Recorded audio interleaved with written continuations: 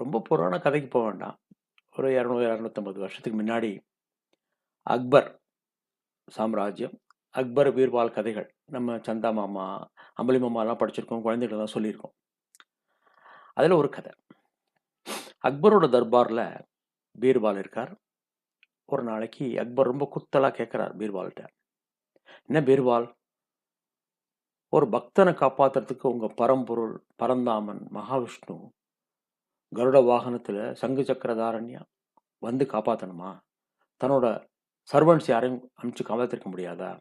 இந்த முதலையை கொன்னுட்டு அந்த யானையை காப்பாத்தணும், அவ்வளவுதானே? யானை காலை முதல்ல பிடிச்சு கொடுத்து ஆதி மூலமேனு கூப்பிட்டது, அதுக்கு அவரே ஓடி வரணுமா?" அப்படி அந்த வார்த்தைகள்ல ரொம்ப குத்தல் கிண்டல்லா இருந்தது. நம்மால பீர்பால் வாயே திறக்கல, சிரிச்சுட்டே இருந்துட்டோம். அக்பருக்கு மனசுக்குள்ள ரொம்ப எகத்தாளம், கர்வம் இருந்து, பார் எப்ப பார்த்தாலும் பதில் சொல்ற, கரெக்டா பதில் சொல்ற பீர்பால் வாயை நான் அடைச்சிட்டேன் பார், அவனுக்கு பதில் சொல்ல தெரியல அப்படின்னு இருக்கார். இப்படியே ஓடின்னு இருக்கு. ராஜாவல்லியும் பீர்பால் ஒன்றும் சொல்லல. ஒரு 10-15 நாள் ஆச்சு.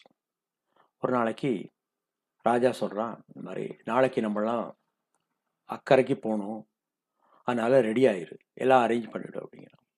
ஸோ பீர்பால் வந்து போட்மேன், எந்த போட்டு போகிறது, எத்தனை கமாண்டோஸ் போகணும், எல்லாம் அரேஞ்ச் பண்ணுறாரு. மறுநாளைக்கு குறிப்பிட்ட டயத்துக்கு எல்லாரும் நதிக்கரைக்கு வந்துடுறா. எல்லாரும் படகுல ஏறிட்டான். பீர்பால் உட்காந்துருக்கார், கமாண்டோஸ்லாம் இருக்கா, அக்பரோட டோட்டல் ஃபேமிலி அதில் இருக்கு.